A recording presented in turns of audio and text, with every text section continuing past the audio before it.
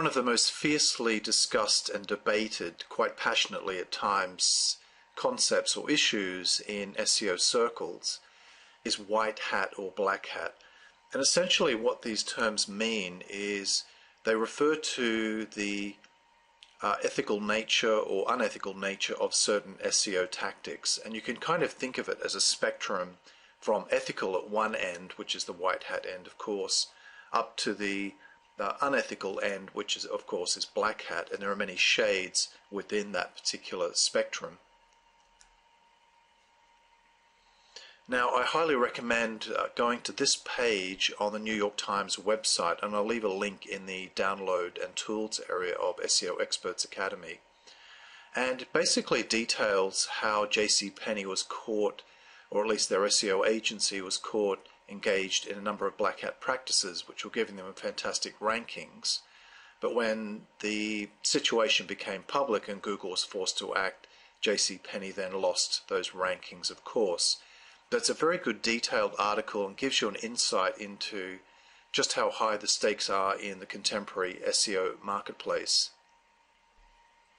Now, part of the problem is that purely white hat techniques are very, very time consuming and arguably quite ineffective given the prevalence of black hat and what we might call grey hat, kind of somewhere in the middle, techniques now. So it's important to be aware that if, for example, you're promoting yourself as a purely white hat technique SEO person or consultant, that could be very, very time consuming, and arguably it makes it pretty difficult to compete in the current SEO space. So it's an important thing to be aware of.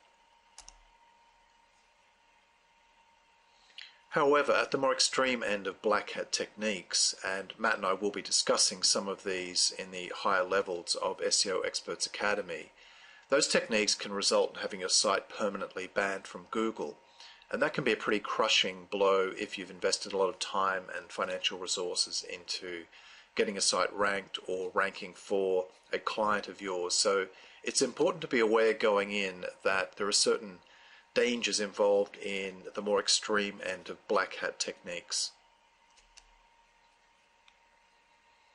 Generally speaking, I would say that most SEO consultants and agencies today are working in the grey hat realm, which is not purely white hat, but not at the extreme end where they're more likely to get slapped by Google either.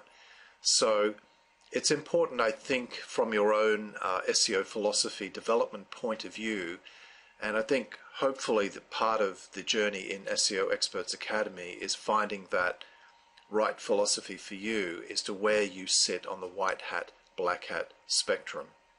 But I think in terms of pure results and effectiveness, my own personal view is that grey hat techniques are kind of essential in order to achieve the best results.